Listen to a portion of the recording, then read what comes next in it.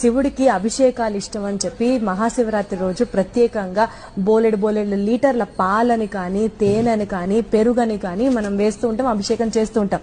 అదే బోలెడు లేని వాడికి ఇస్తే ఖచ్చితంగా వాడు కడుపు నిండా తింటాడు అని కూడా అనుకుంటాం.